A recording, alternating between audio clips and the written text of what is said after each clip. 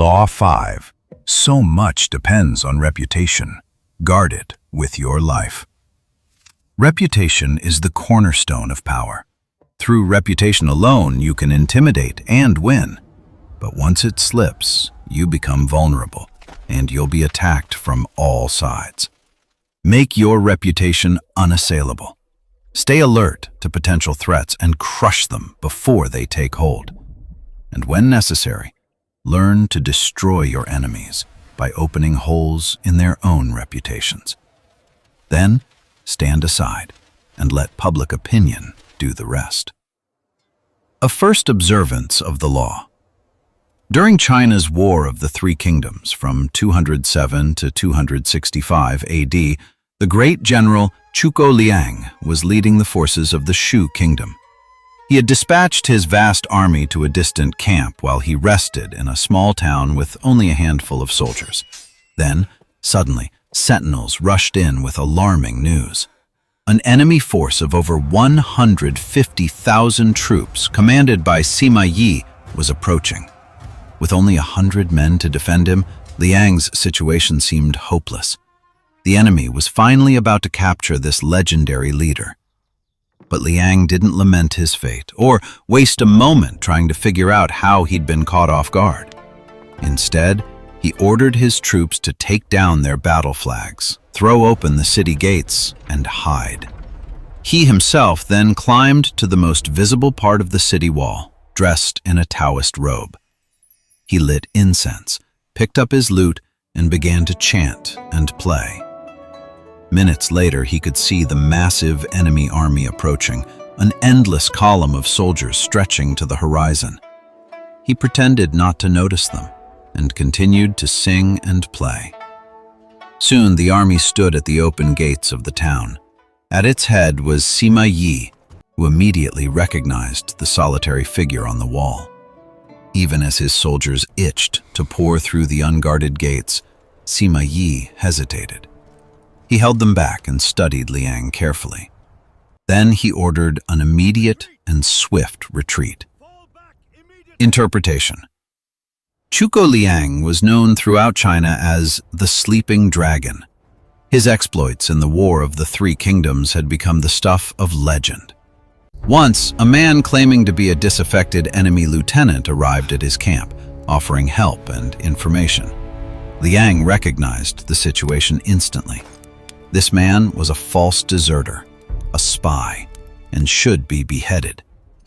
But at the last moment, just as the axe was about to fall, Liang stopped the execution.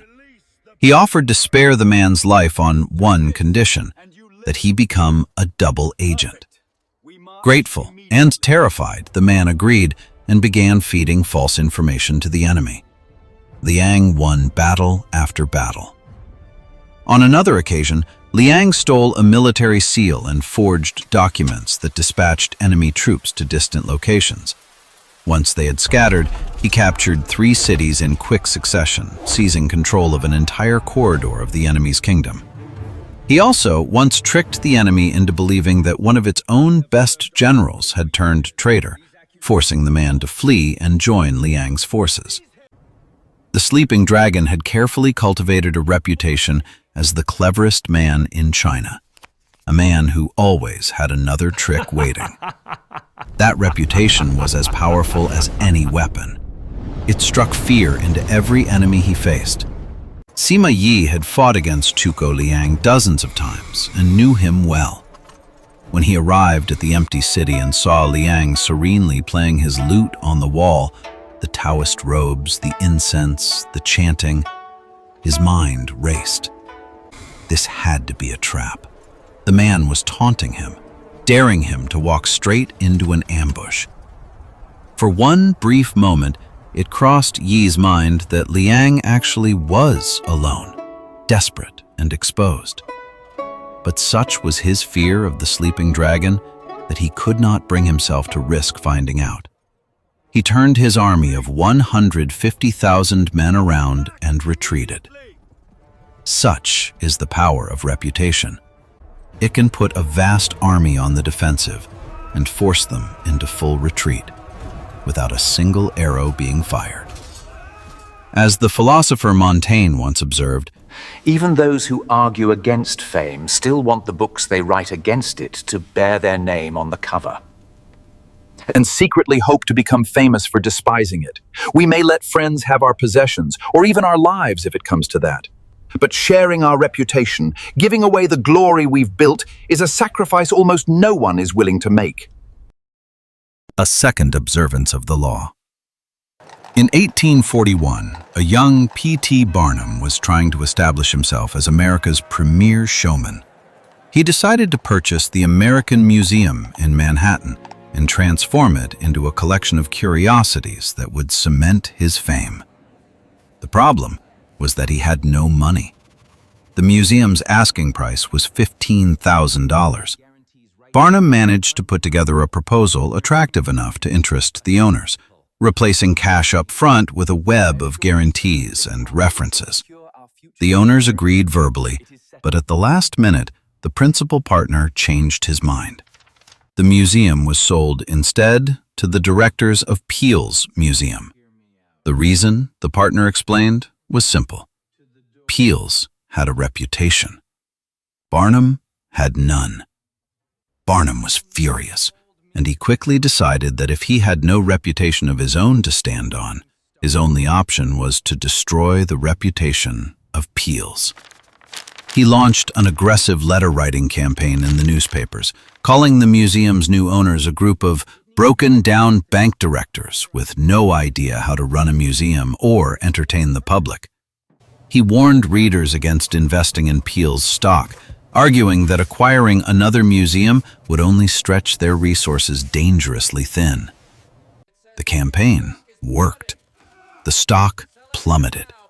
Confidence in Peale's collapsed, and the original owners of the American Museum backed out of their deal and sold the whole thing to Barnum instead. It took Peale's years to recover, and they never forgot what Barnum had done. Mr. Peale decided to fight back by building a reputation for highbrow entertainment, positioning his museum as more scientific and sophisticated than Barnum's vulgar competition. Mesmerism, or hypnotism, became one of Peale's signature scientific attractions, and for a time it drew large crowds and performed quite well. Barnum decided it was time to attack Peale's reputation again, but now with a lighter touch. He organized a rival mesmeric performance in which he appeared to hypnotize a young girl into a deep trance. Once she seemed completely under, he attempted to hypnotize members of the audience as well. No matter how hard he tried, not a single spectator fell under his spell, and many of them began to laugh. Playing up his apparent frustration, Barnum announced that to prove the little girl's trance was genuine, he would cut off one of her fingers without her feeling a thing. But as he sharpened the knife dramatically, the girl's eyes flew open and she bolted from the stage, to the audience's enormous delight. He repeated this and other parodies for several weeks. Soon, no one could take Peale's hypnotism show seriously. Attendance collapsed. Within weeks, the show closed entirely. Over the years that followed, Barnum built a reputation for bold showmanship and audacity that lasted his entire life. Peale's reputation, on the other hand, never recovered. Interpretation. Barnum used two very different tactics to ruin his rival. The first was straightforward. He sowed doubts about the museum's financial stability and competence. Doubt is a powerful weapon. Once you release it through well-placed rumors, your opponent faces a terrible dilemma. If they deny the rumors and fight back, a layer of suspicion will cling to them regardless. People will wonder, why are they defending themselves so desperately? Could there be something to it? But if they take the high road and say nothing, the doubts go unrefuted and grow even stronger. Done skillfully, the sowing of rumors can so infuriate and unsettle a rival that they make one costly mistake after another. It's the perfect weapon for someone who has no established reputation of their own to draw from. Once Barnum did have a solid reputation, he switched to the second, more elegant tactic: ridicule. This too was devastatingly effective. When you've built a genuine base of respect, mocking your opponent does two things at once. It puts him on the defensive, and it draws more attention to you, burnishing your own reputation in the process. Outright slander and personal attacks are too heavy-handed at that stage. They're ugly, and they can damage you as much as your target. But gentle mockery and well-aimed humor signal something different. They suggest that you're confident enough in your own worth to enjoy a good laugh at a rival's expense. A comic touch can make you appear a harmless entertainer, while quietly carving holes in the reputation of your competition. As Friedrich Nietzsche put it, It is far easier to live with a bad conscience than with a bad reputation.